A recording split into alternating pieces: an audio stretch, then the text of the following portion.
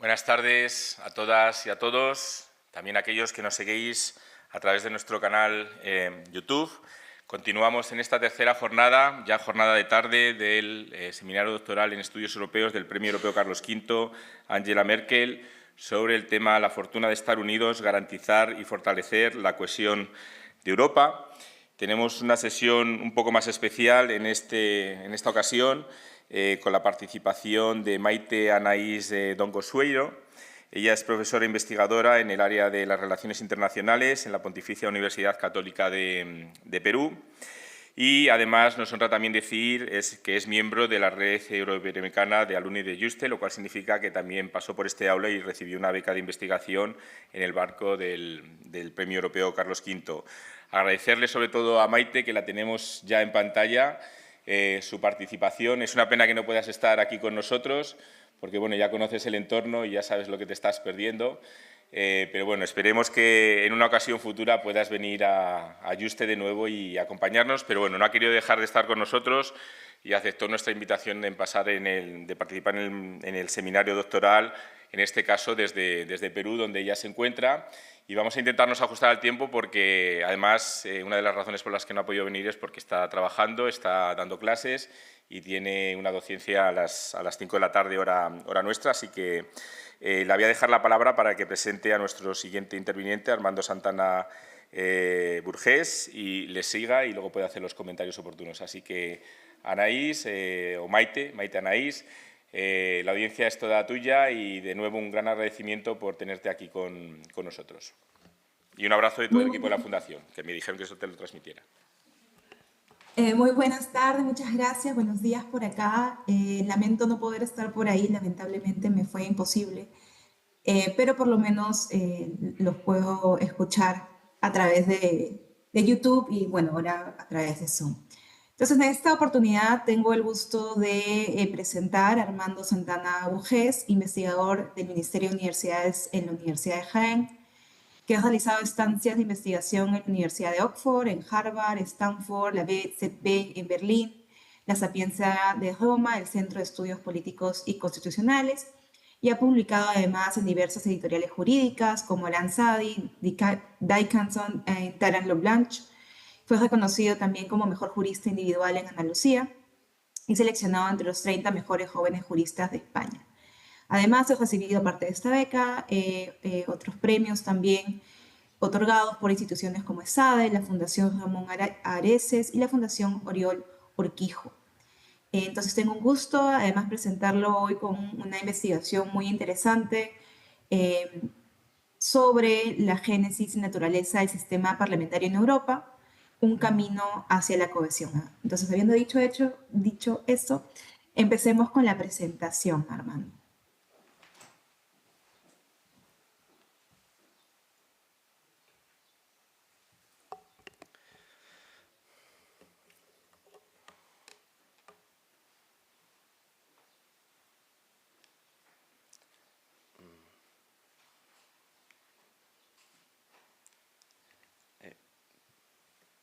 Perdón, no es eso.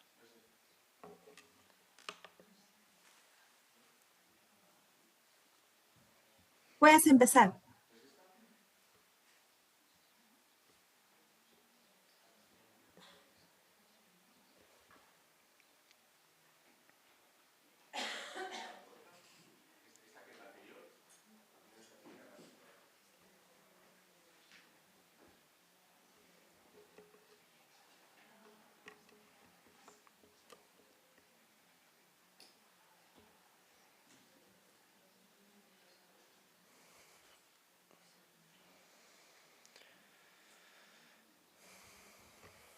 Hola, Armando, ¿se me escucha?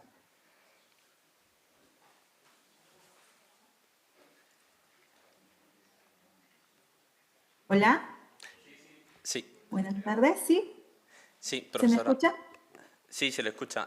Profesora Dongo, muchas gracias por la presentación. Están preparando el PowerPoint y enseguida voy a Ah, bien. comenzar. Disculpa, que no sabía muy bien si me habían dejado de escuchar o No, qué estaba sucediendo. están arreglando un Gracias. problema técnico. Sí, es esa. Muy bien. Buenas tardes a todos. En primer lugar, permítanme agradecer a la profesora Dongo por sus amables palabras. Esperemos seguro poder conocerla en otra ocasión y disfrutar y compartir momentos académicos juntos.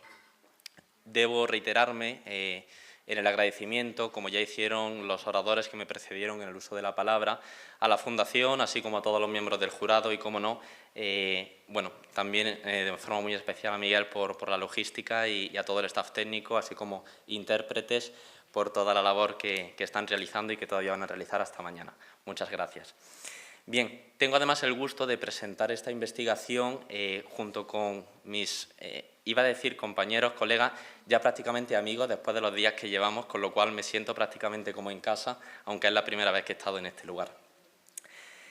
Bien, teniendo en cuenta que nos situamos ante el premio, bueno, que la premiada es Angela Merkel, tratando de contextualizar la investigación, me gustaría traer a colación una de sus citas del discurso que realizó en el Parlamento Europeo en el año 2019.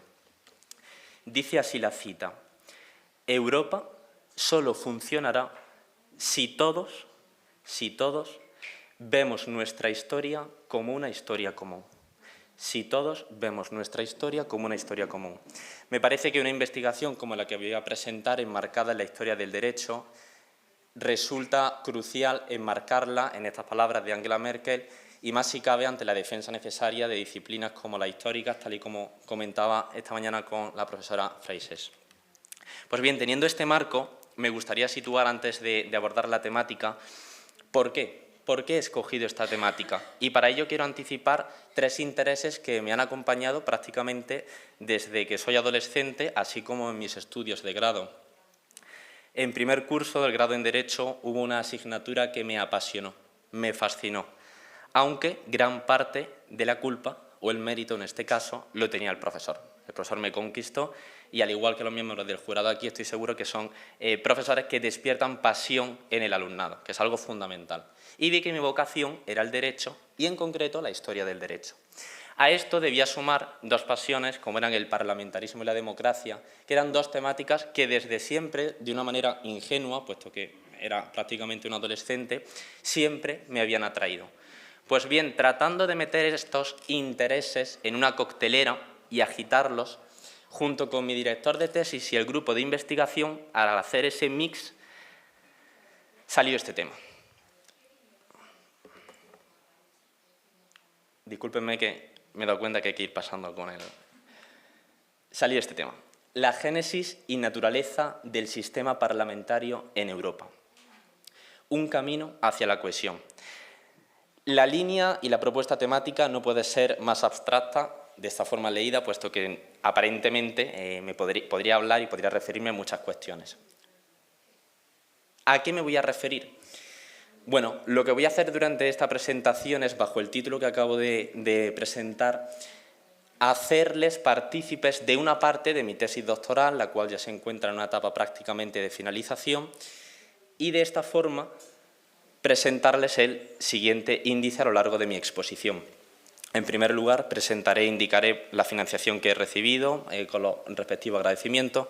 Presentaré un marco teórico en el cual que sirva a modo de contexto para poder entender perfectamente el contexto previo a la investigación, los objetivos de la misma, los principales, así como su cronología, la metodología que he empleado, el desarrollo de cada uno de estos objetivos y algunas conclusiones que me parecen a destacar y que, por supuesto, incluiré en la futura obra colectiva, junto con, también finalizaré con algunos de los resultados más destacados que sí me gustaría presentarles para que puedan comprender no solo este proceso de tesis doctoral, que además parte de él se materializará en este futuro libro, sino también algunos de los resultados que a día de hoy pues, ya podemos contemplar.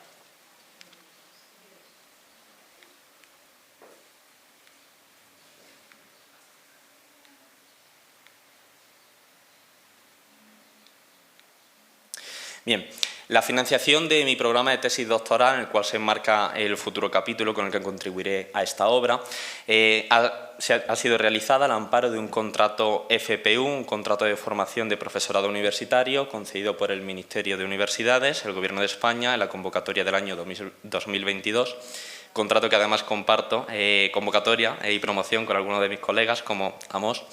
También disfruté de una ayuda predoctoral de la Fundación Oriol Urquijo, y de financiación adicional para desarrollar esta línea temática en la Universidad de Stanford y en la Universidad de Oxford.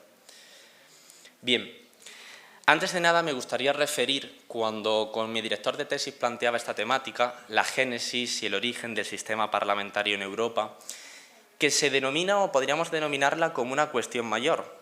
Y no me gustaría, de una manera soberbia o vanidosa, poder decir que mi tema es el mejor de investigación, no, de ninguna de las formas.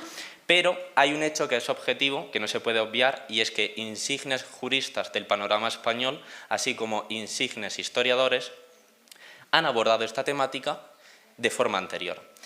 Esto es una gran ventaja, pero también puede ser una desventaja o, como yo prefiero, una oportunidad, un reto.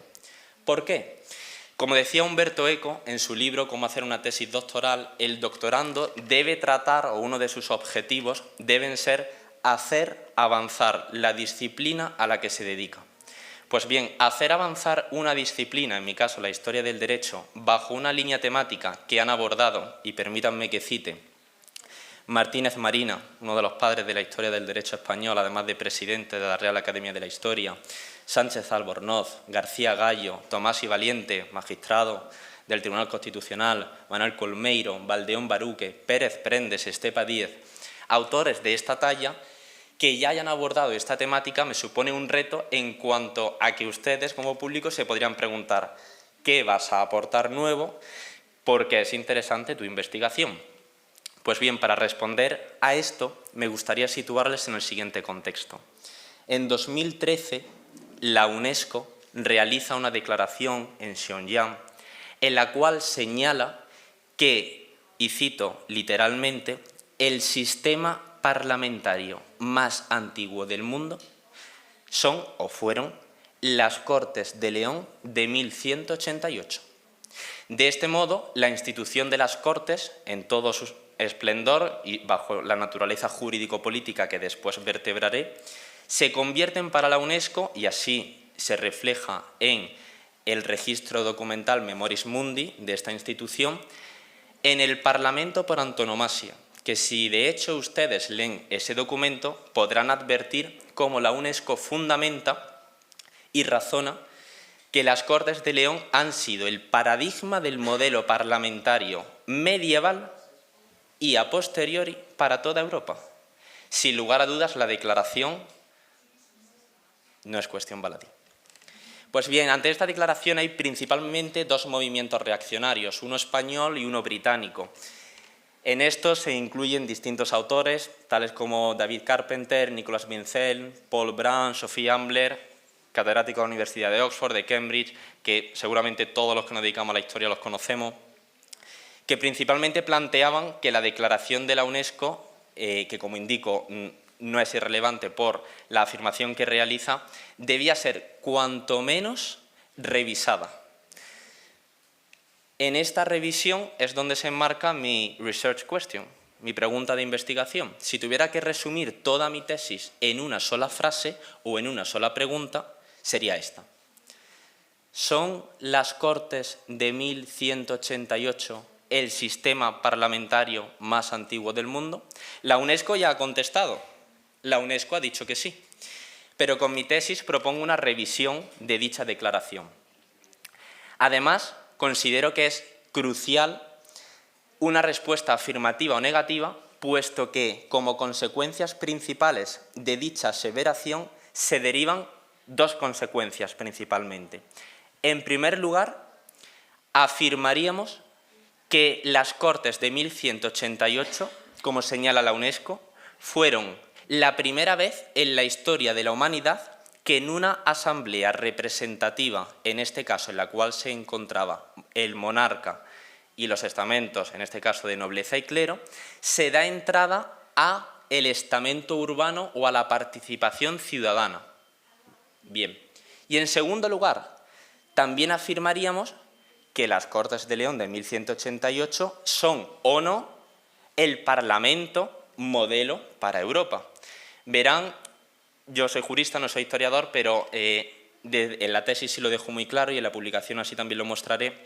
No me gustaría caer en ciertos anacronismos. Para mí, en todo momento, y lo adelanto así, las Cortes de León de 1188 no deben ser calificadas como un parlamento, puesto que si atendemos a la naturaleza jurídica de esa reunión y de esa asamblea, a mi entender, aunque hay muchas publicaciones que lógicamente apuntan y van en otro sentido, no nos debemos situar en ningún caso ante un parlamento, sino, como ahora indicaré, ante otro modelo asambleario. Pues bien, los objetivos, principalmente, y que abordaré de forma sucinta, aunque, bueno, de forma sucinta en la futura publicación, son 5. El primero de ellos, bueno, cabe decir que estos 5 resultan esenciales para responder a la anterior pregunta de investigación. En primer lugar, determinaré los precedentes de las Cortes medievales, es decir, no puedo estudiar el evento que se produce en 1188 sin un estudio riguroso y serio de su antecedente inmediato que supongan, de una manera más o menos estricta, la participación al más alto nivel de lo que pudiéramos decir la plebe, la ciudadanía, en la toma de decisiones de asuntos públicos. Ese es el primer objetivo. El segundo objetivo es analizar la tradición manuscrita para determinar el íter de las Cortes. Aquí, si se dan cuenta, indico un eje cronológico de 1188 a 1348, que es en el que se enmarca mi estudio y objeto de investigación. Con este análisis de la tradición manuscrita, ¿qué es lo que hago? Y sé que es un periodo, y veo en algunas caras algunas presiones, ambicioso porque son muchos años, lo sé. Lo que hago es analizar los manuscritos en los que se basa la declaración de la UNESCO para inferir, para deducir de esos manuscritos que en 1188 hubo ciudadanos, hubo representantes del pueblo en esas Cortes, por lo cual yo tengo que reexaminar y hacer una lectura de las fuentes que utiliza el informe de la Declaración de la UNESCO. En tercer lugar, determino el sistema representativo ciudadano, es decir, van a poder observar, y así voy a mostrar, que efectivamente había un sistema de representación electiva, pero en la Declaración de la UNESCO no hay una fundamentación ni se razona por qué había representantes, cómo eran escogidos, de qué forma. No hay un sustento suficiente para poder profundizar en esa naturaleza electiva de los ciudadanos. ¿Cómo llegaban allí? Pues bueno, digamos que este tercer objetivo es determinar esa naturaleza jurídico-política de la institución de Cortes. En cuarto lugar, el derecho que emana de las Cortes, pudiéramos denominarlo derecho de Cortes, a modo de, como dice mi compañero Nacho, de disclaimer, ¿no? Derecho de Cortes. Pues bien, ese derecho de Cortes, o en torno a este, planteo una dualidad de objetivos, 4.1 y 4.2. El 4.1 es el siguiente. En la manualística clásica de Historia del Derecho, y todos los que son juristas estoy seguro que lo recuerdan, se indicaba que en 1348 el ordenamiento de Alcalá supone la primera prelación de fuentes, o es la primera vez que se establece de facto un orden en cuanto a las fuentes que debe aplicar un juez para resolver un caso.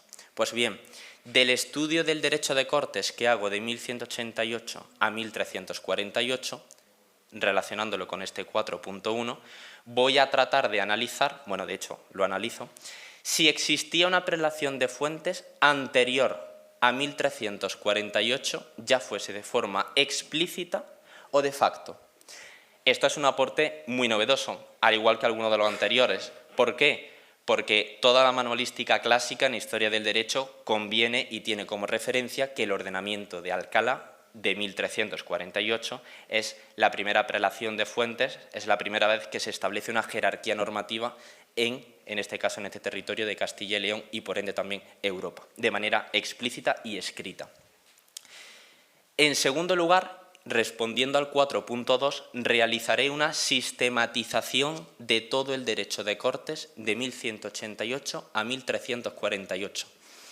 Para que puedan comprender la envergadura y el trabajo de tal tarea, me gustaría traer a colación, aunque posteriormente también me referiré a ello, que la reina Isabel II, a través de una Real Orden de 1850, dio una encomienda a la Real Academia de la Historia para que procediera a sistematizar, y ahora explicaré en qué consiste la sistematización, el derecho de Cortes de 1188 a 1348. ¿Saben qué? Que la Real Academia no lo hizo.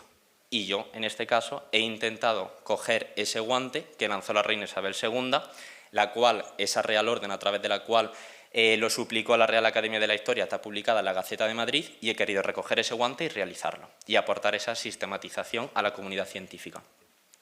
Y en quinto lugar, decir que las Cortes de León son el origen del sistema parlamentario de Europa. Hacer esto con un estudio estrictamente del panorama español sería del todo erróneo. Realizo, por tanto, un estudio comparado de las primeras asambleas representativas y las primeras ocasiones en las cuales intervienen presuntamente miembros del estamento urbano en las distintas instituciones de esta naturaleza y de este corte jurídico-político. Analizo los casos de Inglaterra, de Francia, y ahora próximamente la etapa postdoctoral abordaré también otros países para completar todavía más el imaginario del estudio. Simplemente, a modo de cuestión, lógicamente hay una cronología del proyecto, comienza en 2022, y aquí simplemente, de manera gráfica, para no entretenerme mucho en esta diapositiva, pues les muestro cada uno de los objetivos, la periodificación de la que ha sido objeto, ya que me parece una cuestión metodológica también interesante.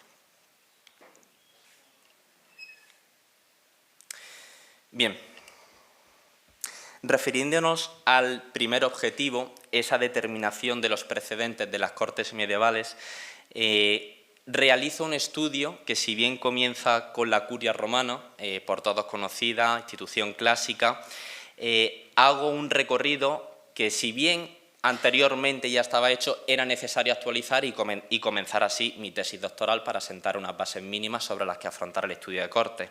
De este modo he estudiado de la Curia romana, los comités visigóticos, el aula regia, los concilios godos, el Palatium Regius astur-leonés, hasta acabar en la Curia regia y Cortes. Era algo esencial que tenía que hacer y de imperiosa necesidad. Aquí llegamos a 1188. En 1188 creo, y espero que haya quedado claro hasta el momento con las palabras que he tenido el gusto de dirigirles, que el elemento novedoso es que se introduce aparentemente la ciudadanía en esa institución de Cortes. Pues bien, aquí sí hay un punto que he intentado aportar de forma, o al menos clarificar con la tesis, y es que desde 2013, que se produce la declaración de la UNESCO, en la mayoría de estudios y artículos confunden terminología. Hacen referencia a Cortes cuando realmente no nos situamos a una institución de Cortes, sino a una curia regia. Por el tiempo en el que estamos no voy a proceder a hacer la diferenciación conceptual entre ambas instituciones, sino simplemente referir que, aunque el estado de la cuestión no es una novedad en sí misma, desde 2013 hay una confusión conceptual muy importante en la academia en torno a estos términos, y con mi tesis he querido también clarificarlos. ¿Cómo lo he hecho? ¿Cuál ha sido la metodología? Un análisis de la literatura crítica al respecto y un estudio documental que prácticamente va desde Roma hasta los visigodos, reino astur-leonés, hasta finalizar en el medievo español de Castilla y León. En este contexto, en este primer objetivo, llega las que, con toda humildad, considero la primera aportación de este estudio, y es determinar que 1188 no es la primera vez en la cual, en una asamblea representativa al más alto nivel, participa la ciudadanía. Debemos, o entiendo que debería adelantarse un año, a 1187. Hay suficientes testimonios documentales, como es un diploma fechado el 21 de mayo de 1187, que es el más evidente, referido a una donación al obispo de Sigüenza, de un judío morador de Medinaceli, que señala que en San Esteban de Gormaz, en una localidad no muy lejana tampoco a León, en este año ya se encontraba el monarca, junto con la nobleza, el clero y los representantes de 50 villas y ciudades del reino, se encontraban juntos para determinar distintos asuntos del reino. Uno de ellos, casar a la hija del rey con el príncipe alemán. Bien, cuestión fundamental. 1188, en base a este testimonio documental y el estudio realizado, mínimo debiera adelantarse un año y corregirse a 1187. Los resultados de este primer objetivo Aparte de la tesis doctoral, siguiendo un poquito otro enfoque, por esto de que la tesis doctoral tiene que ser original e inédita, como indica la escuela de doctorado, sí los he ido anticipando y vertebrando de una forma más o menos, digamos, audaz, a través de 2 publicaciones. Una con el Anuario de Historia del Derecho Español, editado por el BOE, el famoso anuario de referencia en nuestra disciplina, y uno segundo, que es la revista Icons, que estoy seguro que todos mis compañeros constitucionalistas la conocen, que es la International Journal of Constitutional Law, editada por la Universidad de Oxford. Bien, me adentro con muchísimo gusto en el segundo objetivo, el cual además afronto con un inconmensurable respeto porque soy jurista y no historiador. Este segundo objetivo era analizar la tradición manuscrita entre 1188 y 1348. Esto, mi director de tesis, cuando me lo comentó, este objetivo, yo le decía, ¿pero eso qué significa? Porque yo como jurista no acababa de comprenderlo. Y me dijo, significan muchas horas de archivo. Efectivamente, yo por respeto no me reí, porque era una tarea a la que me afrontaba y estaba hablando con mi director de tesis, pero sí, bueno, realmente no era consciente de las horas que me iban a llevar, pero era, sin lugar a dudas, un paso que tenía que hacer sí o sí para llegar a producir los resultados que da la tesis doctoral. Simplemente, por no empezar, y no lo he querido hacer así por tampoco hacer una explicación tediosa y extensa, he analizado todos los manuscritos en los que se basa la declaración de la UNESCO, que son alrededor de 87, 88 manuscritos. Para ello me han ayudado expertos en paleografía, ya que con mi estudio en Derecho no puedo considerarme que sea un experto en paleografía, pero bueno, sí he podido ver que hay ciertas interpolaciones que se producen en estos manuscritos y no son consideradas por la comunidad científica. Por poner simplemente un ejemplo, uno de los fundamentos de la Declaración de la UNESCO de 2013 para afirmar que hubo presencia ciudadana en 1188 es el siguiente aforismo, la siguiente expresión latina: cum electis quibibus et singulis quivitatibus.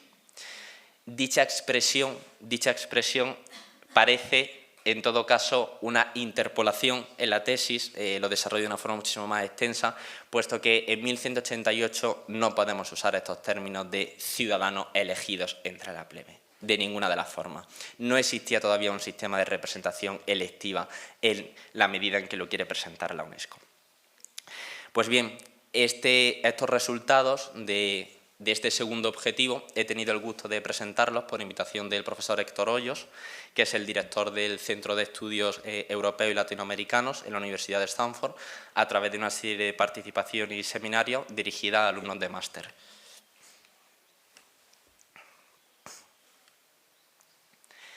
En tercer lugar, el tercer objetivo era determinar el sistema representativo ciudadano / urbano. Verán que normalmente hago alusión a los dos términos. En la futura publicación que aparecerá en el libro, así como en la tesis doctoral, siempre uso el término urbano, puesto que todavía me parece un poco aventurado hablar de ciudades en 1188. Pero bueno, pues bien, lo que hago es determinar la naturaleza jurídica de esta institución de Cortes. Principalmente la doctrina clásica ha querido fundamentar su naturaleza bajo dos principios, nuevamente dos latinajos. El primero de ellos, quod omnes tangit ad omnibus approbari debet, y el segundo, auxilium et consilium. El primero, quod omnes tangit ad omnibus approbari debet, quiere decir, lo que a todos afecta, por todos ha de ser decidido. Es decir, si hay una institución que reúne al rey, a la nobleza y al clero y deciden asuntos que afectan a toda la ciudadanía tiene que estar ahí presente. Perfectamente lógico. Pero, y así lo justifico también en la tesis y lo haré en la publicación, es una perspectiva liberal contemporánea y muy moderna. En la Edad Media no hay derechos de participación política. Estamos muy lejos de ellos. Pues bien, veremos que la UNESCO sigue esta fundamentación. Yo he optado por una segunda, que es también clásica, que es propuesta por un autor italiano, Marongiu, y disculpe la pronunciación, que lo que viene a decir es que realmente la ciudadanía que se le invita a las Cortes hace una función de auxilium et consilium, de auxilio y consejo. Solo y exclusivamente cuando el rey lo requieren, participan y le auxilian o asesoran en las materias que el rey requiera. ¿De acuerdo? De esta forma, ¿qué es lo que hace? Que se hace mucho más visible que el rey sigue teniendo esa plenitud o potestadis. Tiene todo el poder. En ningún momento el pueblo es sujeto activo y tiene una participación política activa que pueda reclamar como derecho propio. Pues bien, esta aplicación dialéctica en torno a estas dos teorías y la optación por la segunda de ellas lo he realizado a través de una estancia de investigación en la Universidad Sapienza di Roma, en la Facultad de Derecho, y también se vehiculan a través de una publicación en The Journal of Legal History de la editorial Routledge. En cuarto lugar, sobre el derecho de Cortes, recordemos por ese derecho de Cortes toda la legislación, todas las leyes, la normativa que emana de esa institución medieval. Recordemos el primer objetivo. ¿Existía una prelación de fuentes previa a 1348? Puedo decir que al respecto de este punto he leído todos los manuales de historia del derecho español, y de hecho así también lo he corroborado con el grupo de investigación en el que estoy integrado, y en todos los manuales clásicos convienen en aceptar que 1348 es la primera prelación de fuentes. Ahora bien, del estudio del derecho de Cortes desde 1188 a 1348, de todo este abanico temporal, del estudio de Castilla, de León y de la futura corona de Aragón, es decir, de Cataluña, Aragón y Valencia, habiendo analizado más de 136 ordenamientos de Cortes, puedo afirmar que la prelación de fuentes no existe en 1348 por primera vez. Es anterior. No propongo, lógicamente, corregir la manualística, pero tengo la noble aspiración de que si alguno de los manuales de insignes maestros de la disciplina son actualizados, al menos escuchen esta propuesta temática. Pues bien, del análisis de estos 136 ordenamientos de Cortes, entiéndase por ordenamiento de corte un cuaderno, un volumen, el cual recoge todas las disposiciones que promulga el rey en la celebración de esta institución de Cortes. Pues bien, esta fundamentación he tenido el honor de presentarla como resultado científico en un programa que únicamente tiene por objeto analizar el sistema de fuentes medieval en conjunción con mi universidad, la Universidad de Jaén y la Universidad de Sydney. En segundo lugar, me gustaría referirme al segundo objetivo. Recordemos que este punto cuarto sobre el derecho de Cortes tenía una dualidad de objetivos. Pues bien, el segundo era sistematizar el derecho de Cortes. ¿A qué hago referencia cuando uso el término sistematizar? Pues bien, recordando ese ordenamiento de Cortes, ese librito que aglutina toda la normativa que promulga el rey en las Cortes con los estamentos y la ciudadanía, hay normas de distinta tipología.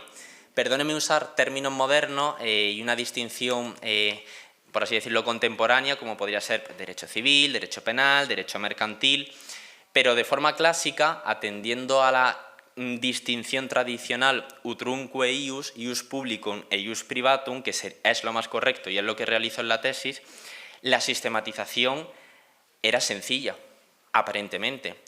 Dividir todas las leyes en derecho público y derecho privado, siguiendo el razonamiento clásico de la Escuela de Bolonia y de los autores clásicos.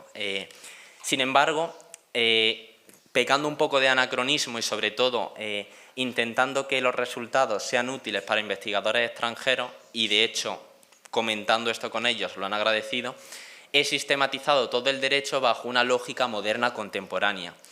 ¿Por qué? Porque si tenemos un investigador de la Universidad de Harvard o de la Universidad de Duke o de la Universidad de Brown que quiere analizar el derecho mercantil, entendamos derecho mercantil en la Edad Media, por favor, o sea, no se me critique el anacronismo, puede hacerlo de forma sencilla tendiendo a esta sistematización y no tenga que rebuscar todas las normas relativas a derecho mercantil dentro de lo que es todo el abanico y espectro de ius privatum y derecho privado que hubiera habido en la sistematización. Con lo cual aquí, pecando de anacronismo, como indico, he querido ir un poquito más allá. De esta forma, como ya he adelantado anteriormente, como verán, no me llevo muy bien con el mando y las diapositivas.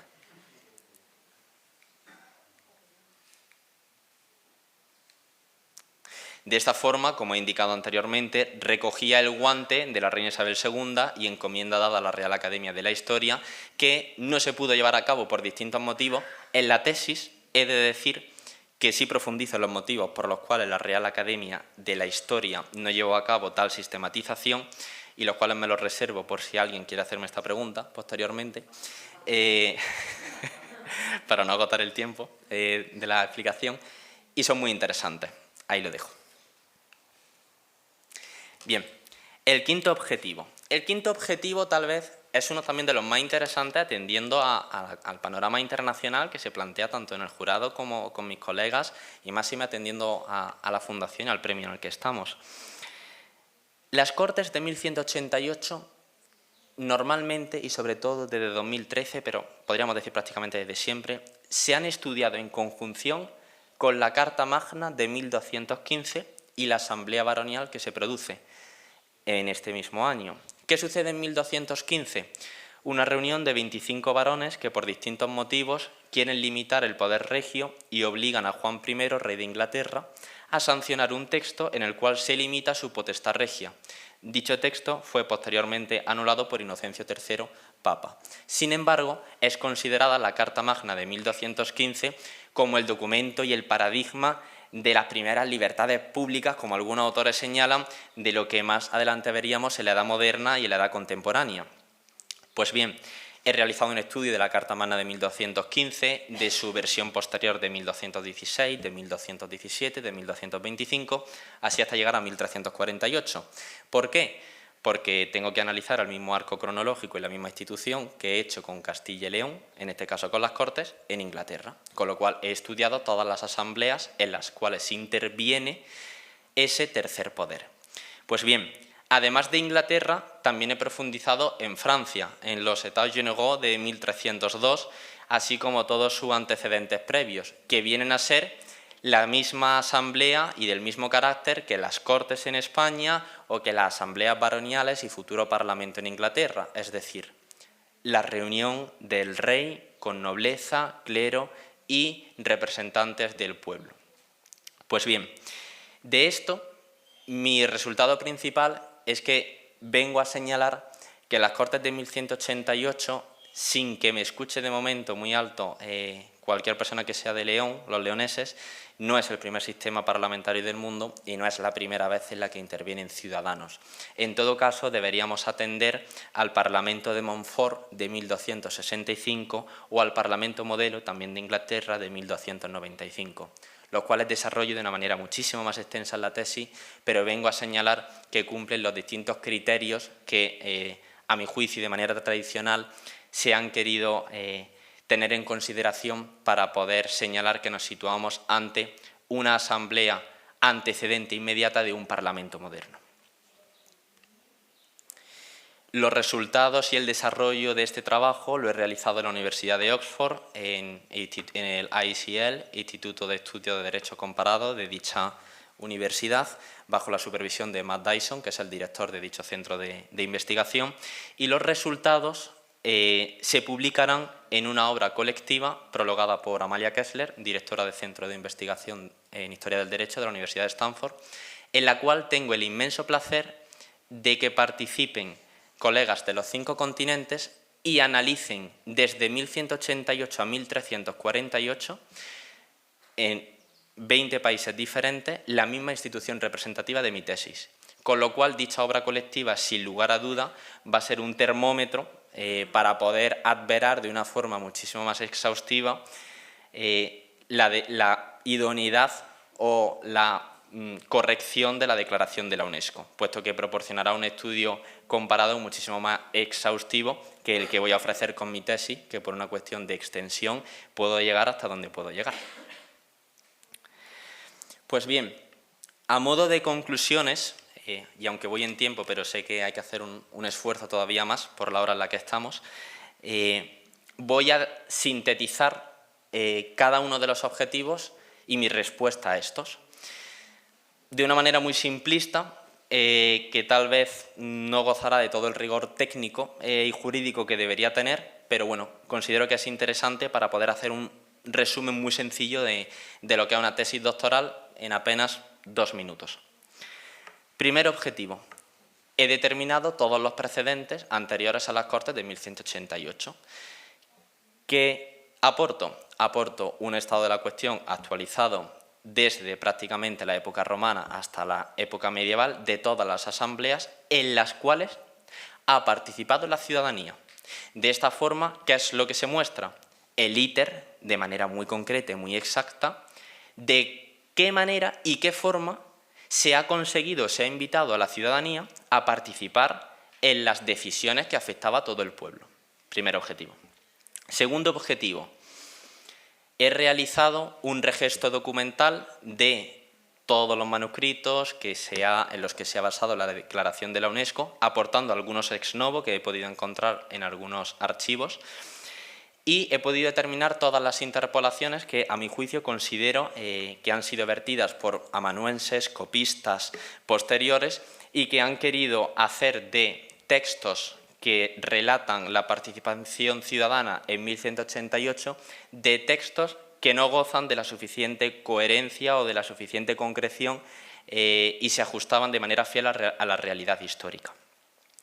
En tercer lugar, he determinado cuál es la naturaleza jurídico-política de las Cortes. Hay una obra esencial de un autor que es Martínez Marina, por todos sumamente conocido, además presidente de la Real Academia de la Historia, y tiene 3 volúmenes, y es una obra de referencia, no en el panorama español, sino europeo, que se denomina Teoría de Cortes. En esa teoría de Cortes, entre muchas otras cosas, y analizar las 7 partidas, analizar el fuero real, etc., Martínez Marina habla de la naturaleza jurídico-política de las Cortes, pero comenzando prácticamente desde la Edad Moderna, poco después de los Trastámara. ¿Qué es lo que hago yo? Adelantarme un poquito e intentar de una manera muy pequeña, muy humilde, en comparación a lo que hace Martínez Marina, de aportar una teoría de Cortes, una fundamentación de la naturaleza jurídico-política de esta institución en la Edad Media, desde 1188 a 1348. El cuarto objetivo sobre el derecho de Cortes, recordemos, planteaba una dualidad de objetivos. En primer lugar, decía la manolística clásica que en 1348 fue la primera vez que se estableció una jerarquía y prelación de fuentes. En mi tesis vengo a decir que ya se hacía de facto con anterioridad y de manera explícita también. Pues bueno, es un resultado totalmente nuevo que, como ya he indicado anteriormente, aportó a la comunidad científica. Y de igual modo aporta una sistematización que, si bien para un historiador del derecho español será útil, sobre todo para la comunidad científica internacional, les vamos a permitir que puedan profundizar en instituciones de derecho privado del medievo español que hasta ahora no podían hacer porque eran instituciones y derecho que se encontraban de manera irregular y dispersa. Y ahora con esa sistematización sí podrán abordar dicho estudio y sin lugar a dudas será una línea de investigación, o así lo espero, finger cross, como dicen los americanos y los británicos, que realicen a partir de ahora. Y en quinto lugar, con ese estudio comparado y todavía aún más con la futura obra colectiva en la que vamos a analizar 20 países en este mismo eje cronológico, vengo a situar que el origen del sistema parlamentario, en pro de esa historia común por la que tanto se aboga en Europa y que tanto se enfatiza y que tan importante debe ser, no debe considerarse a las Cortes de León de 1188 como el parlamento más antiguo del mundo. Pues bien, con esto simplemente voy a finalizar la presentación. Todavía me gustaría contarle algo más, pero aunque quedan 5 minutos y sé que vamos justos de tiempo, no quiero abusar de su amabilidad. Sí lo haré en esta cena. Pero bueno, simplemente indicarles, en primer lugar, darles las gracias por su atención y me van a permitir que de una manera muy especial agradezca nuevamente al jurado por todos los comentarios tan útiles que están realizando y que espero que también realicen y los cuales pues asumiré con muchísimo gusto, y también todos los comentarios que han realizado no mis colegas, sino a partir de hoy amigos que se encuentran en esta sala. Muchas gracias.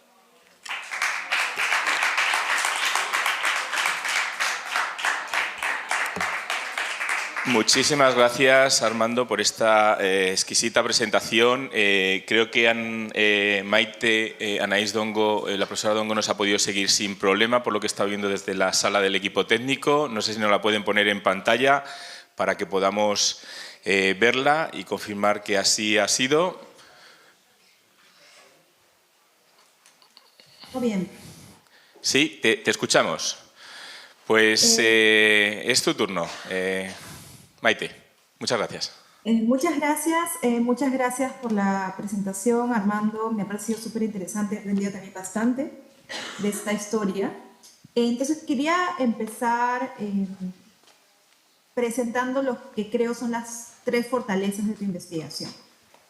La primera es que tiene perspectiva tanto histórica como jurídica, ¿no? Tú nos contaste que haces la historia del derecho y desde ahí yo entiendo tu proceso en llegar a archivos, ¿no? Yo también pasé de las ciencias sociales, de ciencias políticas, relaciones internacionales, a hacer un doctorado en historia. Entonces también tuve que encerrarme en archivos y aprender en la práctica a hacer historia. Bien, entonces sé que es un trabajo arduo, ¿no? Y en ese sentido es interesante ver el aporte jurídico e histórico en el trabajo. Asimismo, quería mencionar como fortalezas en esa línea esos descubrimientos históricos que vas haciendo, ¿no? Y yo creo que sí, lo importante y lo que sería también adecuado que suceda es que se vayan incorporando a los textos estos descubrimientos que vas trayendo a la historia del derecho, ¿no? Y además quería mencionar también que es parte más bien de tu propuesta, ¿no? Para el seminario, que es esta conexión entre el pasado y el presente. Bien. Que claro, la exposición y tu tesis ha sido más sobre esta historia, pero entiendo que tu objetivo también es traer, ¿no? Esta historia al presente y ver qué aporta al entendimiento del parlamentarismo europeo contemporáneo, ¿no? Entonces ahí paso a mis comentarios / recomendaciones.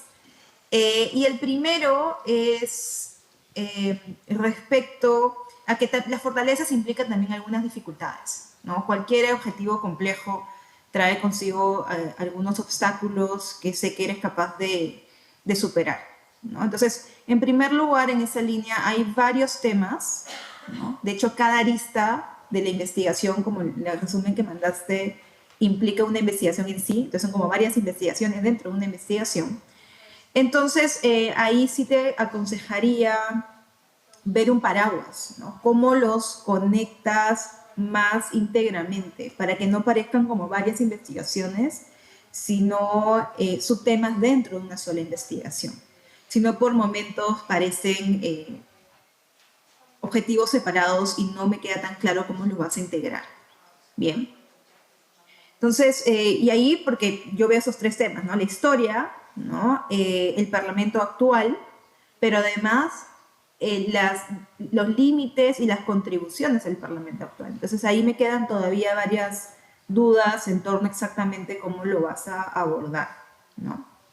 Y además tienes un lapso, y tú ya lo aceptaste y lo sabes, es un lapso temporal muy largo, ¿no? Y no solamente es un lapso temporal largo en el momento histórico, sino también un lapso temporal, un salto histórico. Entonces, ¿cómo realizas ese lapso histórico?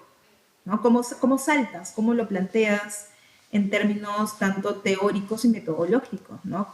¿Cuáles son los criterios? Tú mismo mencionabas que intentas no caer en anacronismo, entonces, ¿cómo lo vas a llevar a cabo? Bien. Entonces, eso me lleva al siguiente comentario, que es en relación a la metodología. Porque tu metodología, y ahí te hablo desde las ciencias sociales y la historia, ¿ya? No del mundo jurista. La metodología se centra especialmente en la primera parte, en la parte histórica. Bien. Y que es esta historia de las cortes, ¿no? Y además la comparación. Pero, por ejemplo, en la parte de la comparación, yo creo que por un tema de tiempo, tal vez, en tu tesis probablemente sí esté, no, aunque uno nota que tiene ciertos criterios a la hora de seleccionar los casos, porque tú tienes un lapso temporal súper amplio y varios casos de análisis, ¿no? Entonces, normalmente cuando uno tiene, hay diferentes criterios de selección de casos. Entonces, me gustaría, tal vez si lo vas a incluir en el texto, que expliques cómo seleccionas casos, los criterios utilizados. Aunque tú lo sepas, sí creo que en el texto debería estar clarificado y expresado, ¿no? Y eso me lleva también a cómo vas a plantear, a la pregunta de cómo vas a plantear la relación en términos metodológicos entre el pasado y el presente. Porque eso sí no has abordado y yo me pregunto, ¿no?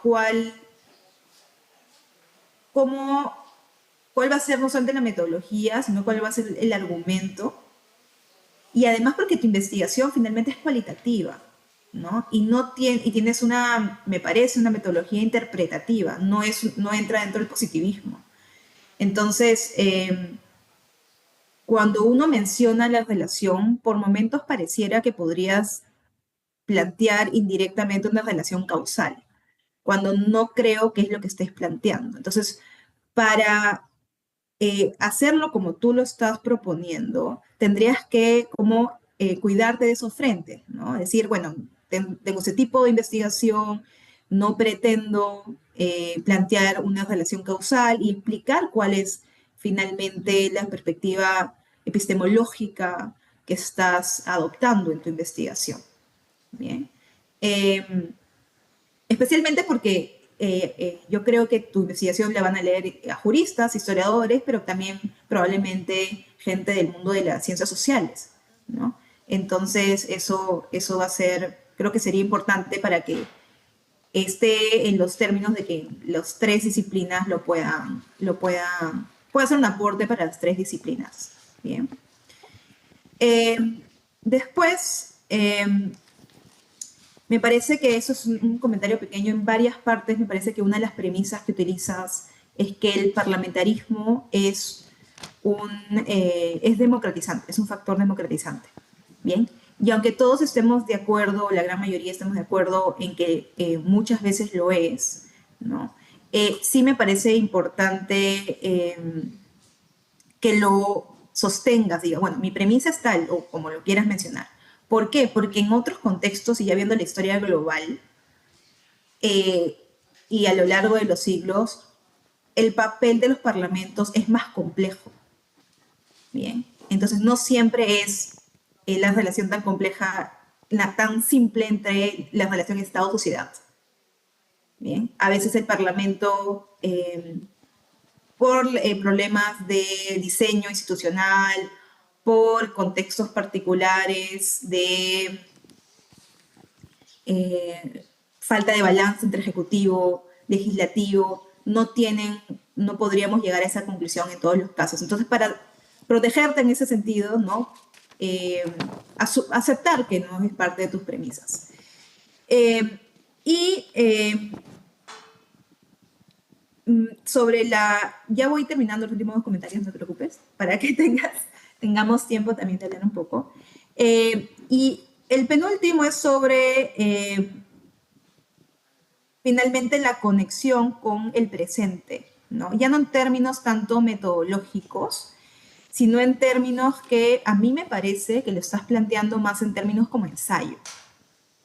O sea, más como un ensayo, como una propuesta, ciertas ideas, pero todavía no como una investigación.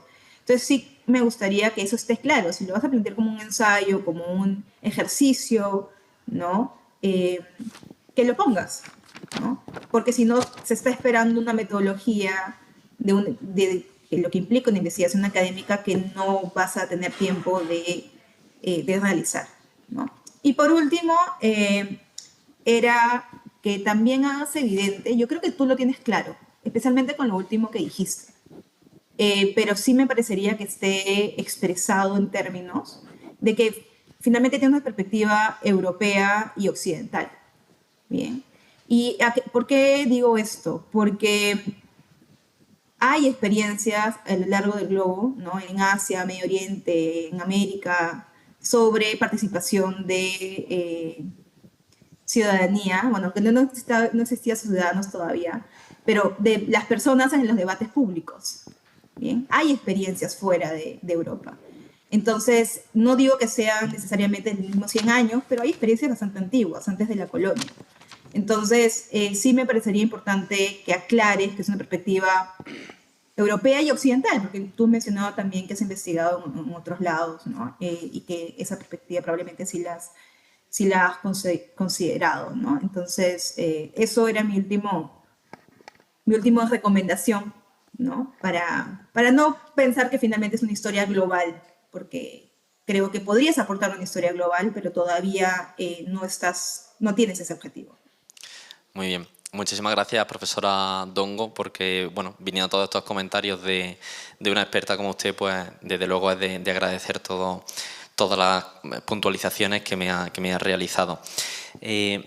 Bien, comenzando tal vez por el final, para que no se me olvide, porque he tomado bastantes notas de todos sus comentarios, ya que son muy útiles.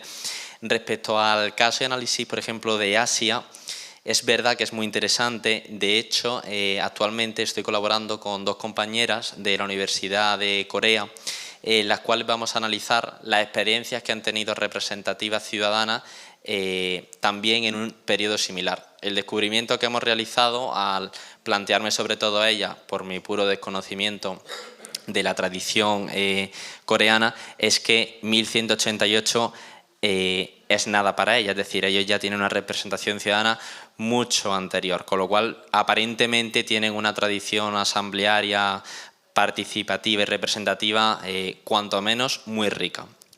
Pero bueno, será un tema que lógicamente, como usted ha indicado, me parece muy muy interesante y abordaré con posterioridad. Respecto al enfoque también que me ha comentado y le agradezco y vamos, me enorgullece que le haya gustado el enfoque, para conectarlo en la futura publicación lo haré desde una perspectiva fundamental y contemporánea, que es a partir de la declaración de la UNESCO de 2013, ya que dicha declaración, bueno, aunque es de 2013, que es de hace unos añitos, está en plena consonancia, sobre todo leyendo su preámbulo y analiza lo que es la historia común de Europa y analiza la historia del parlamentarismo. Y bueno, pretendo enfocar desde el primer momento la publicación a partir de, como ha indicado, la declaración de la UNESCO de 2013, ya que creo que encaja perfectamente tanto como con la convocatoria, como con parte de mi tesis doctoral, como con el propósito de la investigación. Siguiendo con algunos de los comentarios que me ha indicado, procuraré también, además, conectar mejor los objetivos unos con otros. Eso me parece que, estoy totalmente de acuerdo con lo que me ha indicado y le agradezco el comentario, ya que además, siendo una experta en historia del derecho, pues se ve de una manera muy, muy sencilla, ¿no?, cuando a lo mejor hay cosas que necesariamente no están bien colocadas y hace falta un poquito más de conectar dentro de lo que es la tradición, ¿no?, en la historia del derecho. Respecto a los criterios, me preguntaba cuáles eran los criterios para escoger esos estudios del caso. Bien, realizando el estado de la cuestión primero en la tesis doctoral, ¿qué es lo que hice? Pues lo que normalmente, lógicamente, se hace, y es leer todo lo que hay escrito respecto al tema. En todo lo que hay escrito, las referencias a Castilla y León, Inglaterra, Francia, Italia y en cierta forma Alemania a través del Reichstag, pues eran frecuentes, con lo cual nada más que analizando un poquito ese estado de la cuestión sin ningún criterio previo, lo cual no quiere decir que ahora le indique los criterios que he seguido, tenía muy claro que la investigación iba a pivotar, aparte de España, por ser español, con alguno de estos países, ¿no? ¿Qué criterios he seguido? Pues bueno, lo que hice realmente fue profundizar mucho más, también a través de las estancias de investigación, en la tradición y asambleas representativas que había en cada uno de estos países. Criterio principal, el cronológico. Si estamos viendo cuál es el sistema parlamentario primero, o se quiere ver así en el mundo, como la primera vez que interviene la ciudadanía en dicha asamblea, intenté o traté de ver de una forma exhaustiva, pero a la vez también sucinta, cuáles eran los países que presentaban los hitos participativos ciudadanos más tempranos entre todos estos. De dicho análisis y dicho criterio opté por quedarme con Francia y con Inglaterra, que además, tanto por las estancias realizadas como por la cercanía con el país galo, pues me parecían unos países muy muy atractivos para su análisis, además de muy relevantes para lo que ha sido y es, lógicamente, también Europa, ¿no? Con lo cual creo que más o menos he intentado contestarle un poquito a todas las cuestiones que me plantea. Tampoco quiero agotar todo el tiempo por si algún compañero o miembros también de este magnífico jurado tienen alguna cuestión. Y nada, simplemente agradecer sus comentarios, los cuales todos los aplicaré y los recibo con muchísimo gusto. Muchas gracias, profesora. Muy bien, pues muchas gracias, Armando. Creo que es el momento de las preguntas por parte del público y tenemos por aquí ya la primera por parte de la profesora de CODES. Sí, muy brevemente, porque la hora que es. Y muchas gracias porque es una excelente presentación, dada efectivamente la dificultad que tiene un tema como este, sobre todo por la cronología que utilizas y por los archivos que hay que visitar y la paleografía que hay que entender. Bueno, desde la mirada, quiero que me contradigas si digo algo que a ti no te parece bien. Ok. Desde la mirada de la Real Academia de la Historia y la historiografía española más afín al sistema parlamentario en Europa, podemos decir, más afín actualmente, esa historiografía, a lo que dice la Academia de la Historia, porque lo has mencionado, entiendo que el sistema parlamentario en Europa no es un producto homogéneo ni lineal. ¿De acuerdo en eso? Ok. Sino es el resultado de una pluralidad de tradiciones políticas, jurídicas y culturales. Ahora, ¿cuál es el aporte de España a ese modelo parlamentario, a ese resultado del parlamentarismo europeo? Yo creo que la Academia ha llegado a la conclusión de que España, más allá de ser un receptor de modelos extranjeros, España también contribuyó a generar efectivamente a esa evolución. ¿A través de qué? Pues a través de su tradición representativa medieval y al mismo tiempo a través de su aportación doctrinal en la doctrina con la doctrina de Salamanca. Es decir, que aquí tenemos, España no fue un mero actor que se unió al parlamentarismo europeo, sino que ha contribuido, que es lo que creo que tú estás intentando decir desde el principio, activamente a ese modelo de parlamentarismo que, en definitiva, dices, bueno, ¿y por qué hemos llegado a esa evolución accidentada del parlamentarismo en España, en el caso español? Bueno, pues la verdad es que muchos académicos piensan que es intermitente, que es conflictiva, que el parlamentarismo español, efectivamente, debido a guerras civiles, debido a pronunciamientos militares, debido a regresos al autoritarismo, dictaduras, etcétera, se ha convertido en un instrumento que no es propio de la historia de España, lo cual es un error. Entonces, yo quiero que me expliques y que expliques a los demás en qué medida tú piensas que la Academia de la Historia no ha codificado, esa es la palabra, una interpretación oficial de la contribución de las Cortes medievales al parlamentarismo europeo. Bien, estoy de acuerdo con todo lo que ha indicado. Voy a intentar desgranar un poquito punto a punto porque la respuesta no es sencilla. En primer lugar, indudablemente, España ha contribuido a esa tradición común y parlamentaria. De hecho, se me viene a la mente Juana de Poitiers, que tuvo una grandísima influencia en Inglaterra y por todos es conocido. Ya le hablaban de los modelos y sistemas representativos que había en Castilla y León, así como también en algunos territorios de la que a futuro sería la Corona de Aragón, puesto que todavía no existía. Y hay, o parece haber, testimonios de algunos varones y algunas cartas, como al obispo de Exeter, en los cuales, al obispo de Exeter, en los cuales se señala que la contribución de Juana es fundamental para el establecimiento de la participación ciudadana en estas asambleas baroniales y dar entrada en ellas al pueblo. Con lo cual, esto, que es simplemente un pequeño ejemplo, valga la redundancia, ejemplifica que España tiene una riqueza y ha contribuido de forma exhaustiva a esta tradición. La Real Academia de la Historia ha hecho aportaciones fundamentales. De hecho, no me atrevería a calificarlas más allá de fundamentales. Ahora bien, ¿qué sucede? Que por una propia limitación, tal vez incluso de los investigadores que se dedican a esta línea temática, dentro de lo que es la Real Academia de la Historia, la aportación sin duda más significante en este campo es la de Martínez Marina.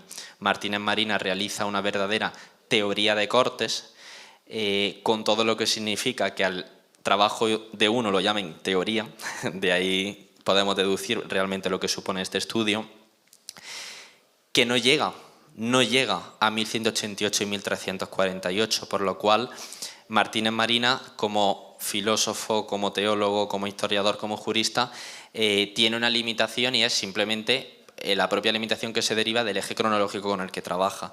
Con lo cual, mi tesis doctoral simplemente viene y la publicación que voy a presentar un poquito también, en consonancia con el tema de la declaración de la UNESCO, a acercarse a un periodo un poquito anterior e intentar aportar algo más a lo que es una magna obra como es Teoría de Cortes. Entonces pienso que la Real Academia, sin lugar a dudas, ha hecho contribuciones fundamentales, pero en este periodo la producción científica de los autores que bien por la disciplina están insertos en la Real Academia de la Historia en este caso, o en otra Real Academia o en la comunidad científica, pues bueno, en esta línea y este eje cronológico la producción científica no ha sido ni es muy prolífica.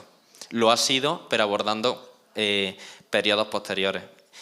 Y luego, por terminar también, la intermitencia que me ha comentado es un tema clave. De hecho, por ejemplo, aunque no lo aborde la tesis doctoral, los trastámaras, prácticamente todo el sistema representativo de Cortes que existía con anterioridad, lo echan por alto. Teníamos un sistema representativo que podríamos decir era un modelo y la envidia de Europa, porque en Inglaterra estaban enfadados porque no estaban bien representados, en Alemania no se había desarrollado de una forma tan fehaciente, en Italia, de momento prefiero tal vez mejor no meterme, en Francia los estados generales son intermitentes, el rey convoca a quien quiere, como quiere y cuando quiere, no hay cartas de convocatoria a todos los estamentos para todos los estados generales, es decir, prácticamente hay una dedocracia en la selección de esos estamentos a los que se les convoca, mientras que en España tenemos una institución que es de Cortes, que de forma sistemática se celebra casi cada 2 años, que es una forma, podríamos decir, regular para lo que eran aquellos tiempos, por todo el aparataje que suponía una celebración de esta institución, y que a cada una de estas convocatorias se invitan a todos los estamentos. Con lo cual, muchas gracias por los comentarios y espero también haber sido de utilidad y responder a lo que ha comentado. Muchas gracias. Muchas gracias. Well, thank you for your contribution, Armando. I really enjoyed listening to it. But now, let's talk about competences. Do you hear? Okay. Yeah. So, as a historian of modern times, I feel slightly uneasy to put your institution or the institution you had under survey into the tradition of European parliamentism. I'm missing references to the painful process, the discourse between 15th century and 18th, 19th century until the idea of separation of powers. Therefore, I would be really grateful if you could talk a bit more about the competences of the institution under your survey. Perfecto. Muchas gracias por sus comentarios, profesor. No lo podría... ¿Se me escucha bien? Sí. No lo podría haber descrito mejor que tal y como lo ha hecho usted. Doloroso proceso.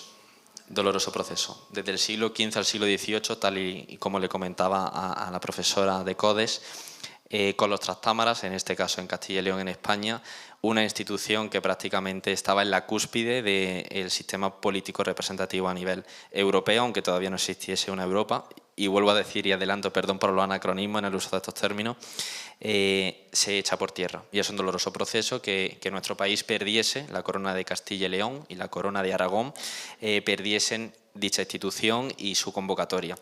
Respecto al tema de las competencias, es verdad que en la publicación no lo voy a poder plantear de una forma muy exhaustiva por la limitación a las 20 páginas que hay. En la tesis doctoral y en esta temática sí lo analizo de una forma muy exhaustiva, pero bueno, simplemente le adelanto alguna de lo que me indica.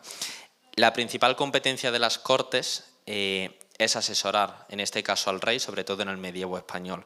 La potestad legislativa, que a mí como jurista es la que más me interesa, la declaración de la UNESCO señala que la competencia legislativa pertenece a la institución de Cortes.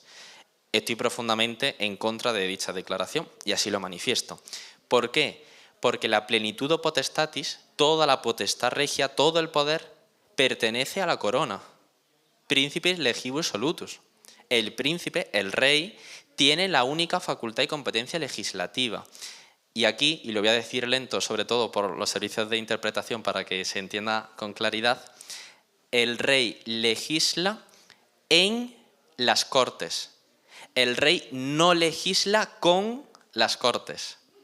Con lo cual, recogiendo lo que usted me ha comentado de las competencias, que sin lugar a duda es tema central, clave, y le agradezco que lo saque a colación, la competencia legislativa en la Edad Media todavía no se le puede atribuir a las Cortes.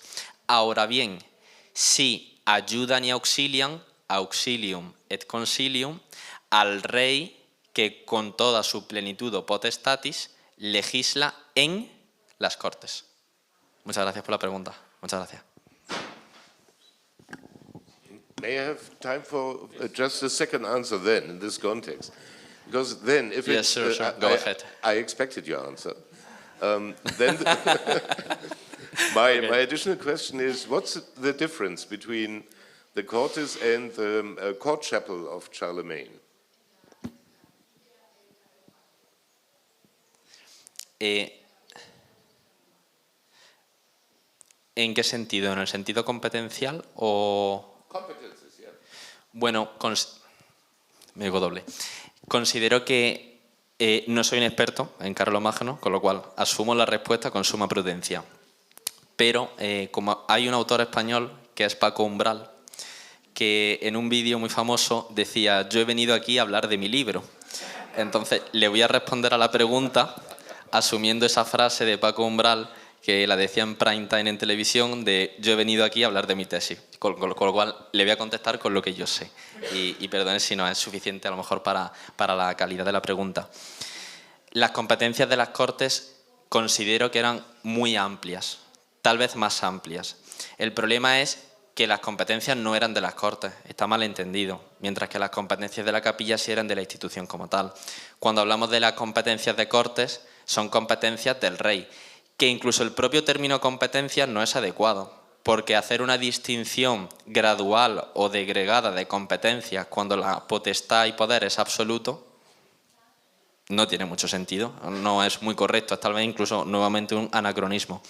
Con lo cual, en esta institución realmente no hay competencias, el rey se reserva todo, pero sí, principalmente en las Cortes, desarrolla, que es lo que sí enfatizo también, y voy a así hacer, una acción legislativa, que es diferente a una competencia legislativa. El rey legisla, pero no me gusta hablar de competencia legislativa, con lo cual, en ese sentido, creo que comparándola un poquito son mucho más amplias. No sé si hay alguna pregunta adicional. Muchas gracias, profesor. Sí, muchas gracias. Yo, la verdad, cuando conocí esa declaración de la UNESCO, la verdad, aluciné. Porque, claro, ellos buscaban un relato. Ya estaba de moda entonces el buscar un relato y a partir del relato construir una teoría.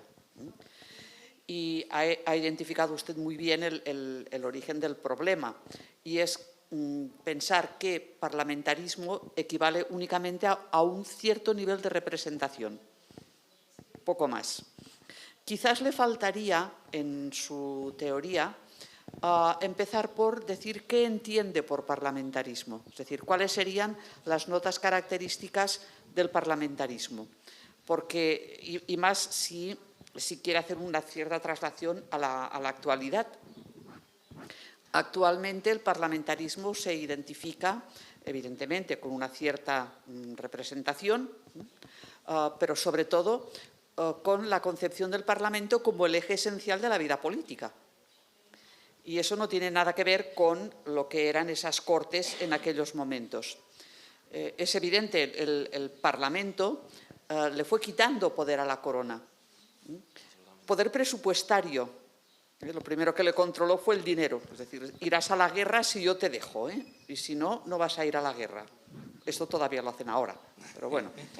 Entonces, ese control ha sido muy importante.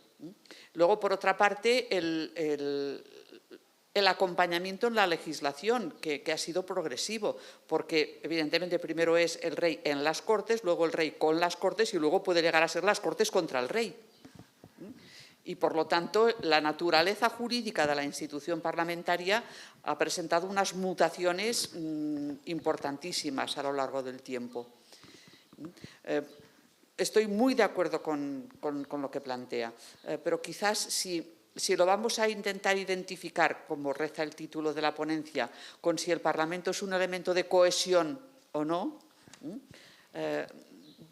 esta visión un poco más institucionista, que es la que yo normalmente utilizo jurídicamente, ver cómo nace una institución, cómo evoluciona, qué elementos la configuran y cómo van mutando, cambiando y tal, pues eso le podría quizás ayudar. Pero desde luego estoy totalmente de acuerdo con usted en la tesis de fondo. La UNESCO está muy bien para hacer declaraciones, pero es también para que nos vayamos acostumbrando a lo que valen las declaraciones políticas. Muchísimas gracias, profesora Freixes. Me deja muy tranquilo su intervención. Supone todo un alivio que entendamos, y que en este caso yo entienda como usted, dicha declaración, dicha institución. Respecto a lo que entiendo por parlamentarismo, es verdad que aquí no he podido desarrollarlo. En la tesis doctoral, el primer capítulo, prácticamente establezco un marco teórico-político. No me gusta decir teórico-político, porque no he estudiado ciencias políticas, pero indudablemente es interdisciplinar en ese sentido, de lo que es el parlamentarismo, que es totalmente contemporáneo, moderno, y que de ninguna de las formas podemos hablar de él en la Edad Media. Y que muchas veces, y en este caso yo también, y así también cogeré esa sugerencia de adaptar el título, lo queremos adaptar por economía del lenguaje, porque decir parlamentarismo es un solo término, muy sencillo, muy fácil, vende, que es muy importante, y todo el mundo le gusta, cuando tal vez debiésemos hablar de sistema representativo u otros términos que designen una realidad similar sin usar este término. Con lo cual, bueno, y luego también comentar respecto al tema económico, que es muy curioso cómo en los ordenamientos de Cortes la legislación que emana del rey y que se sancione y se promulga en las Cortes, coincide la convocatoria de dicha institución con cada una de las necesidades económicas de la corona. Entonces hay un estudio que no he podido hacer en la tesis, pero me han venido como flashes que intentaré recoger y hacer una etapa postdoctoral, que es el análisis de la relación entre las necesidades económicas de la corona con la convocatoria de Cortes, que si en Castilla y León es evidente, en el Reino de Inglaterra es muchísimo más evidente, porque el Exchequer, la tesorería inglesa, cada vez que quiere ir a una guerra con Francia, cada vez que quiere hacer un rearme, cada vez que quiere hacer cualquier cuestión de índole económica, ¿qué hace? Asamblea baronial, reunimos a todo el mundo, monedaje, escutaje, recaudamos y sigamos. Con lo cual, totalmente de acuerdo con usted, y le agradezco y me alivia coincidir en lo que comenta. Muchas gracias, profesora. Hola, Armando. Felipe, de la Carlos III. He de decir que viendo cuando has empezado la presentación, viendo el título y la hora, he pensado que la tarde iba a ser muy dura. Y ahora estoy deseando que no termine, porque la verdad que es un gusto escucharte hablar y exponer con la pasión que has expuesto. O sea, que por ahí te doy la enhorabuena. Y es de una disciplina totalmente distinta. Me apasiona que te apasione tanto lo que has expuesto. Quería preguntarte, como has estado hablando de historia medieval, y te voy a decir si podías saltar un poco a historia contemporánea, a explicarnos. ¿Puedes repetir, perdón? Sí, que ya estás hablando de historia medieval, y ahora te voy a decir que si podías pasar a historia contemporánea, explicarnos un poco en qué contexto se marca la declaración de la UNESCO. O sea, ¿por qué crees tú que la UNESCO en, no sé en qué año es exactamente, ¿no? Pero 2013 expone o tiene el interés de exponer un dato de estas características en 2013? ¿En base a qué relato, a qué interés, a qué pretensiones? Bien, bueno, muchísimas gracias. Primero por tu amables palabras. Me apasiona que te apasione. Bueno, ¿por qué en 2013? Creo que la profesora Freixes me ha dado la pista, la cual yo también le introduzco la tesis doctoral, pero viene precisamente al hilo de lo que ha dicho ella. Es una declaración política. Necesitamos construir una historia política. La mejor, o tal vez en este caso, como se quiso ver, la herramienta más sencilla para armar una historia política es la UNESCO, que es una institución que no es de carácter académico, con lo cual es relativamente sencillo. Espero que este vídeo no lo vean mucho en la UNESCO, pero bueno, es relativamente sencillo a través de, lógicamente, instituciones que no son académicas, poder realizar distintas declaraciones, lo cual no quiere indicar que vengan precedidas de distintos informes que avalen, ¿no?, la declaración.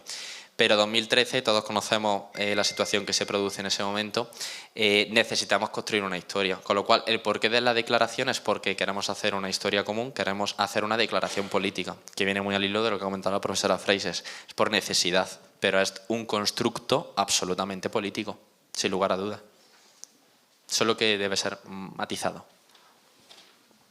Hola Armando, yo soy Gabriel de la Universidad Politécnica de Madrid. Suscribo las palabras de mi compañero, fantástica presentación. Yo justo estaba pasando por encima de una de las preguntas que te quiero hacer. Tengo muchísimas preguntas, pero creo que la mayor parte de ellas las hablaremos en la cena.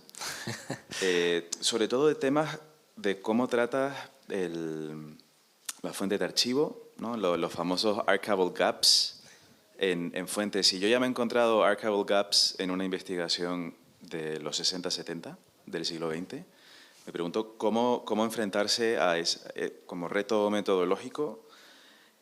También creo que hay una reflexión que a mí me ha interesado, o sea, como historiador de arquitectura y de urbanismo, me ha interesado muchísimo la traslación del territorio a las instituciones mediante la representación de la ciudadanía. O sea, que también estaría dispuesto a lanzarte más ideas si crees conveniente abordarlas en etapa postdoctoral. Pero mi pregunta va, y yo creo que es una pregunta que muchos de nosotros puede que nos haya surgido, ¿qué piensan en la UNESCO de tu investigación y cómo vas a, una vez que ya esté esa tesis depositada y ya sabes que no te van a secuestrar nadie de la UNESCO, una vez que ya, ¿no?, tú nos compartes toda esta investigación fantástica que has desarrollado, ¿cómo crees que, o sea, va a haber una declaración el año que viene en el que digan, nos hemos confundido, don Armando, por favor, ilumínanos? ¿Cómo crees que pueden reaccionar? O si ya has iniciado ese proceso de mandar un correo a la UNESCO diciéndoles que tienes información importante que contarles. Bien, muchísimas gracias, Gabriel. Te iba a decir que quedaban 3 minutos, has planteado 3 cuestiones, cada una la respondía en 1 minuto, pero ya quedan 2 minutos 30, con lo cual voy a intentar hacerlo. Bien, vamos a ver, venga, voy a intentar responder muy rápido. El tema de los gaps, los huecos que hay.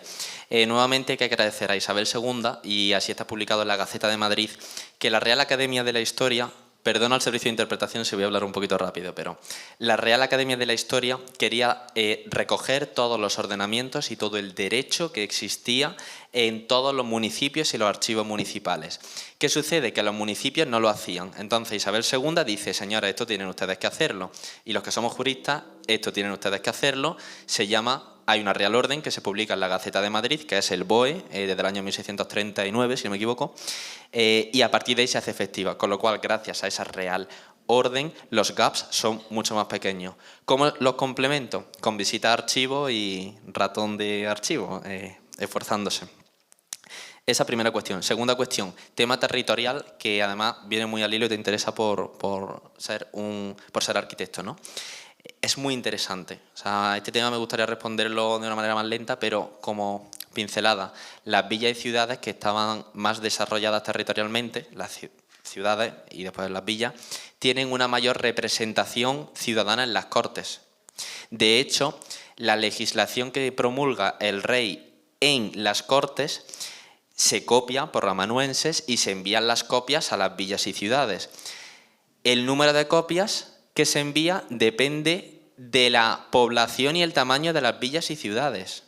Con lo cual, fíjate qué importancia, porque además, cuantas más copias, mejor se conocía el derecho y más fácil era su aplicación. Cuantas menos copias, más difícil acceder a la fuente del derecho. Esa es la segunda cuestión. La tercera cuestión, respecto a la declaración de la UNESCO. No hay mejor forma en el ámbito de la ciencia de alabar una declaración que discutirla y enfrentar posicionamientos. Con lo cual entiendo que desde el ámbito académico todo este trabajo no contradice a la declaración, la refuerza. ¿Por qué? ¿Cuántos de aquí conocían la declaración de 2013? No lo sé. no pido que se levanten la mano, pero ahora sí se conoce. Con lo cual yo creo que bueno, no sé lo que me dirán, pero seguro que será positivo y sin lugar a duda he contribuido a que al menos se hable de dicha declaración. 0-0. Perfecto.